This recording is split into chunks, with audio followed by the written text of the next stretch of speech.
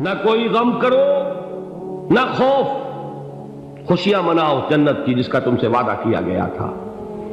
اللہ کی ربوبیت پر اطمینان جب انسان کو ہو جاتا، میرا رب اللہ ہے، ربی اللہ، انسان کے لیے نہ کوئی کھٹکا، نہ کوئی خطرہ، نہ کوئی خوف، نہ کوئی حزن۔ جو کچھ ہو رہا ہے کس کے اذن سے ہو رہا ہے؟ اللہ کے اذن سے۔ اللہ کے اذن کے بغیر پتہ تک نہیں ہلتا۔ یہ کوئی اندھا بہرا مادہ نہیں ہے جس سے مجھے کوئی خوف ہو۔ اندھا بھینسا چلا آ رہا ہو اس سے تو ڈرنے کا ہر انسان کو ڈرنا چاہیے، نہ معلوم کس کو ٹکر مار دے۔ لیکن نہیں، اس کائنات کو چلانے والا ایک سمیع و بصیر خدا ہے، وہ جو میرا دوست ہے، میرا ولی ہے۔ اللہ ولی الذین آمنوا یخرجہم من الظلمات الی النور۔ اللہ اہل ایمان کا ولی ہے، ساتھی ہے، پشت پناہ ہے، مددگار ہے، حمایتی ہے۔ بتائیے جسے یقین ہو جائے کہ اللہ میرا مددگار، اللہ میرا محافظ، اللہ میرا پشت پناہ، اللہ میرا حمایتی، اس کے لیے کوئی خوف ہوگا؟ اس سے کوئی ڈر ہوگا؟ میں مثال دیا کرتا ہوں ایک بہت سادہ، پنجاب کے دیہات کی۔ تو بڑا چودھری ہے اور کوئی غریب کسان ہے۔ اس غریب کسان کے جانوروں کو ہر وقت اندیشہ ہوگا چوری کا، کوئی میری بھینس کھول کر نہ لے جائے، کوئی میرا بیل کھول کر نہ لے جائے۔ لیکن جس کے بارے میں یہ سب کو معلوم ہو کہ وہ جو بڑا چودھری ہے وہ اس کا دوست ہے، اس کی بچیا کو کوئی خوف ہوگا؟ اس کی بھینس پر کوئی ہاتھ ڈالے گا؟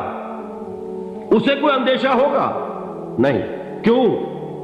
کہ وہ بڑا چودھری، بڑا اس کا یہاں کا سردار، جاگیردار، سب کو معلوم ہے وہ میرا دوست ہے، کوئی میرے خلاف اقدام نہیں کر سکتا۔ اس دنیا میں یہ چھوٹی سی بات اگر آپ کے دلی اطمینان اور سکون کا باعث بن سکتی ہے تو ذرا تصور کیجئے۔ میں لفظ تصور استعمال کروں گا صرف اس لیے کہ اس کا ہم جس کو کہتے ہیں ادراک اور شعور کر نہیں سکتے، اگر کے ساتھ کر سکتے۔ اگر یقین ہو کہ اللہ میرا مددگار اور یقین ہو کہ اللہ ہر آن میرے ساتھ ہے، پھر کوئی خوف؟ کس کا خوف؟ کوئی شے اللہ سے بالا تر ہے؟ کوئی قوت اس سے زیادہ طاقتور ہے؟ کوئی اس کے ارادے کو بدلنے والا ہے؟ کوئی اس کی مشیت کے آڑے آنے والا ہے؟ یہی بات ہے جو حضور نے فرمائی۔ یہ ایمان کا حاصل ہے لب لباب، کہ دیکھو اچھی طرح اس بات کو ذہن نشین کر لو، اگر تمام انسان مل کر تمہیں کوئی نقصان پہنچانا چاہے نہیں پہنچا سکتے، مگر جو کچھ اللہ نے لکھ دیا ہو، اور تمام انسان مل کر تمہیں کوئی نفع پہنچانا چاہے نہیں پہنچا سکتے، مگر وہ شے جو اللہ نے طے کر دی۔ آپ پھر میں کہوں گا ذرا طاری کیجئے، اسے فرض کیجئے، اسے سوچئے۔ اگر اس حدیث پر ہمارا دل ٹھکا ہوا ہو تو کسی سے ڈر ہوگا؟ یہ مجھے نقصان نہ پہنچا دے، یہ میری رپورٹ خراب نہ کر دے، یہ میری انکریمنٹ نہ رکوا دے، یہ میرا یہ نہ بگاڑ دے، یہ میرا یہ نقصان نہ پہنچا دے۔ اس کا ڈر، اس کا ڈر، اس کا خوف، اس کی خوشامد، اس کے لیے جا کر طرح طرح سے اپنی عزت نفس کو ذلیل کروانا اس کے سامنے، یہ سب کچھ کیوں کرتا ہے انسان؟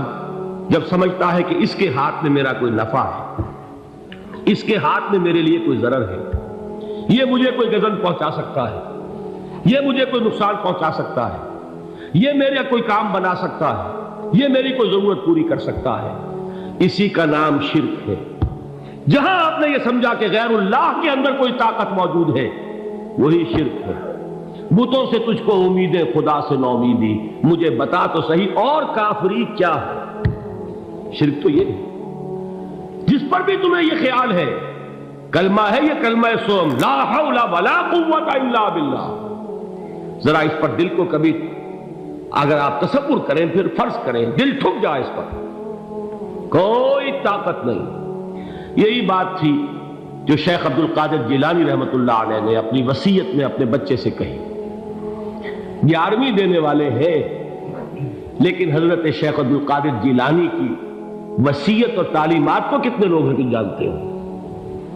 یہ جن مقامات تک پہنچے ہیں وہ کس چیز کی بدولت پہنچے؟ انہوں نے جو پیغام دیا وہ کیا تھا؟ اے میرے بچے، جس طریقے سے قرآن مجید میں حضرت لقمان کی نصیحتیں جو ہے نقل کر دی گئی ہیں، میں یہ عرض کروں گا بالفرض اگر قرآن حضرت عبد القادر جیلانی کے بعد نازل ہوا ہوتا تو شیخ عبد القادر کی یہ نصیحتیں بھی قرآن میں درج ہوتی۔ اتنی اونچی نصیحتیں ہیں۔ اے میرے بچے، اس حقیقت کو ذہن نشین کر لے، لا فاعل فی الحقیقت ولا مؤثر الا اللہ۔ اس کائنات میں نہ کوئی فاعل حقیقی ہے نہ مؤثر حقیقی ہے سوائے اللہ۔ کسی شے میں کوئی تاثیر نہیں اگر اللہ نہ چاہے۔ آگ جلا نہیں سکتی اگر اللہ نہ چاہے، پانی ڈبو نہیں سکتا اگر اللہ نہ چاہے، زہر ہلاک نہیں کر سکتا اگر اللہ نہ چاہے، کوئی چیز فائدہ نہیں پہنچا سکتی اگر اللہ نہ چاہے۔ تو در در پہ کیوں سر جھکاتے ہو؟ در در پر کیوں جبیں سائی کرتے ہو؟ سب کے سامنے کیوں ہاتھ پھیلاتے ہو؟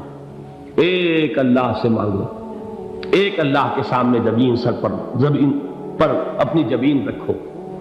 لا فاعل فی الحقیقت ولا مؤثر الا اللہ۔ نظر آتا ہے ہمیں کہ پانی پیاس بجھا دیتا ہے، پیاس بجھانے کی صلاحیت پانی میں نہیں ہے، اللہ کے اذن سے۔ کھانا بھوک مٹا دیتا ہے، بھوک مٹانے کی صلاحیت کھانے میں نہیں ہے، اذن رب میں۔ دیکھیے یہی یقین تھا حضرت موسیٰ علیہ السلام کا واقعہ یاد کیجئے۔ سامنے سمندر آ گیا ہے، قوم دیکھتی ہے پیچھے کہ گرد و غبار کا طوفان، معلوم ہوا کہ فرعون اپنے لشکر سمیت آ گیا۔ لشکر جب چلتا تھا تیز رفتاری کے ساتھ تو گرد و غبار کا جو طوفان اٹھتا تھا اس کا تصور کیجیے، اور لمحہ بلمحہ وہ قریب آ رہا ہے۔ پوری قوم نے کیا کہا؟ اے موسیٰ انا لمدرکون، اے موسیٰ ہم کو پکڑے گئے۔ قرآن مجید میں تو یہاں وہ باتیں نہیں لکھی ہیں، لیکن تورات میں یہ درج ہے کہ بنی اسرائیل جھگڑنے لگے، دست و گریبان ہو گئے موسیٰ کے ساتھ۔ موسیٰ نے یہاں مروایا لا کر، اس سے تو ہم ہی بہتر تھے، وہاں کھانے کو ملتا تھا، زندگی تو تھی، بیگار ہم کر رہے تھے، موت تو نہیں تھی۔ اب جو کچھ ہوگا اس کا تصور کرو، جس طریقے سے ہمارے ٹکڑے اڑائے جائیں گے۔ تو لڑ رہے ہیں حضرت موسیٰ علیہ السلام سے۔ یہ تورات کی تفصیل ہے، قرآن میں صرف اتنا آیا ہے، پریشان ہو کر انہوں نے کہا انا لمدرکون، موسیٰ ہم تو پکڑے گئے۔ اس وقت موسیٰ کا جواب کیا ہے؟ کلا ان معی ربی سیہدین، نہیں، میرے ساتھ میرا رب ہے، وہ راستہ دے گا۔ بتائیے کہاں راستہ نظر آ رہا ہے؟ یہ ہے ایمان بالغیب۔ راستہ نظر نہ آئے تب اللہ پر یقین ایمان ہے۔ جیب میں پیسے ہوں اور تب دل کو اطمینان ہے تو ایمان کس پر ہوا؟ پیسے پر، اللہ پر نہیں۔ جب وسائل و ذرائع نہ ہو اور پھر یقین ہو کہ اللہ مسبب الاسباب ہے، وہ اسباب کا پابند نہیں ہے، وہ اسباب کا محتاج نہیں ہے، اسباب اس کے محتاج ہے۔ اگر یہ یقین ہے تو اللہ پر ایمان ہے، یہ نہیں ہے تو تمہارا ایمان اسباب پر ہے، وسائل پر ہے، ذرائع پر ہے، مادیات پر ہے، اللہ پر نہیں۔ اس وقت کہاں راستہ تھا؟ کوئی راستہ تھا؟ سمندر ہے اور ادھر سے لشکر آ گیا ہے۔ کلا ان معی ربی سیہدین۔ اب دیکھیے ایمان کہہ دینا آسان ہے، ہوا معکم اینما کنتم، جہاں کہیں بھی تم ہوتے ہو اللہ تمہارے ساتھ ہوتا ہے، لیکن اس کا یقین قائم ہو جائے تو زمین و آسمان کا فرق واقع ہو جائے۔ یہی بات ہوئی حضور کے ساتھ۔ غار ہے، چھپے ہوئے ہیں محمد رسول اللہ اور آپ کے وہ یار غار ابو بکر صدیق رضی اللہ تعالی عنہ۔ اقبال نے حضرت ابو بکر کی شان میں چند اشعار کہیں صرف، لیکن واقعہ یہ ہے کہ بھاری بھاری نظموں پر اور قصیدوں پر بھاری ہے، طویل ترین نظمیں اور قصیدے ہوں ان پر بھاری ہے۔ ہمتیں ابو بکر کی ہمت جو ہے، کشت ملت را چو ابر، جیسے بارش سے کھیتی اپجتی ہے، ابو بکر کی ہمت اور عزیمت اس امت کو اسی طرح سینچنے والی ہے۔ ثانیے اسلام و غار و بدر و قبر، وہ دوسرے تھے اسلام میں، دوسرے پہلے کون تھے؟ انا اول المومنین، حضور فرماتے ہیں سب سے پہلا ایمان لانے والا میں، دوسرے ابو بکر۔ ویسے ہمارے ہاں یہ چلتا ہے اختلاف، حضرت علی پہلے ہیں کہ حضرت ابو بکر پہلے ہیں، لیکن اس میں بڑی خوبصورت تطبیق قائم کی ہے علماء نے، اور بہت صحیح ہے۔ چار کے بارے میں فیصلہ ہی مت کرو کہ کون پہلے، ان کی ایک عجیب تقسیم کر دی ہے۔ آزاد مردوں میں، بالغ مردوں میں سب سے پہلے ابو بکر، بچوں میں سب سے پہلے علی، خواتین میں سب سے پہلے خدیجہ، اور غلاموں میں سب سے پہلے زید بن حارثہ۔ بڑی پیاری تقسیم ہے، یہ چاروں ہی پہلے ہیں، ہر ایک کے لیے اولیت ہے۔ اور واقعہ یہ ہے کہ اگر زمانی اعتبار سے تعین ہوگا تو پہلے خدیجۃ الکبریٰ آئیں گی رضی اللہ تعالی عنہ۔ کسی اور سے بات کرنے کی نوبت بعد میں آ سکتی ہے، پہلے تو اہلیہ محترمہ سے بات ہوئی، آتے ہی پہلی وحی ہوئی ہے، ابھی تبلیغ کا حکم نہیں تھا۔ کس کو بتایا واقعہ؟ ابھی اپنی نبوت کی تبلیغ کا تو حکم ہی نہیں آیا۔ واقعہ کس کا ہے؟ وہ خدیجہ کا ہے۔ جب کہا ہے کہ خشیت علی نفسی، مجھے اپنی جان کا اندیشہ ہے، تو کیا جواب دیا خدیجہ نے رضی اللہ تعالی عنہا؟ وہ صدیقۃ الکبریٰ ہے۔ صدیقات جو ہے خواتین، ان میں چوٹی پر خدیجۃ الکبریٰ ہے رضی اللہ تعالی عنہا، اور صدیق جو مرد ہیں ان میں صدیق اکبر ہے ابو بکر صدیق رضی اللہ تعالی عنہ، لیکن صدیقات میں چوٹی پر۔ جب حضور نے فرمایا خشیت علی نفسی، کیا فرمایا، کیا عرض کیا، کیسے تسلی دی؟ نہیں نہیں، اللہ آپ کو ضائع نہیں کرے گا، آپ غریبوں کے ہمدرد ہیں، آپ مساکین کے تکالیف رفع کرنے والے ہیں، آپ بیواؤں کی سرپرستی کرتے ہیں، آپ مسافروں کی خدمت کرتے ہیں، اللہ آپ کو ضائع نہیں کرے گا۔ یہ یقین ہے اس خاتون کے اندر۔ خیر وہ ایک علیحدہ بات ہو جائے گی۔ میرے دل پر حضرت خدیجہ رضی اللہ تعالیٰ عنہ کی شخصیت کا بڑا گہرا نقش ہے، جو وہ کوئی اور ہی وقت اور موقع ہوا تو بیان ہوگا۔ بہرحال اقبال نے ایک مصرے میں جو چار اولیتیں جمع کر دی ہیں، ہمت او کشت امت را چو ابر، ثانی اسلام و غار و بدر و قبر۔ اسلام میں حضور کے بعد پہلے کون؟ ابو بکر۔ غار میں حضور کے ساتھ کون؟ ابو بکر۔ بدر کی رات اللہ کا رسول سر بسجود، وہ جھاڑ، وہ گھاس پھوس کی جو جھوپڑی بنائی گئی تھی، اور وہاں تلوار ننگی لے کر پہرا دینے والا کون؟ ابو بکر۔ اور اس حجرہ عائشہ میں محمد کے بعد سب سے پہلے دفن ہونے والا کون؟ ابو بکر رضی اللہ تعالی عنہ صلی اللہ علیہ وسلم۔ وہ جو معاملہ میں سنا رہا تھا غار ثور کا، حضرت ابو بکر بھی حضور کے خیال سے لرز گئے ہیں۔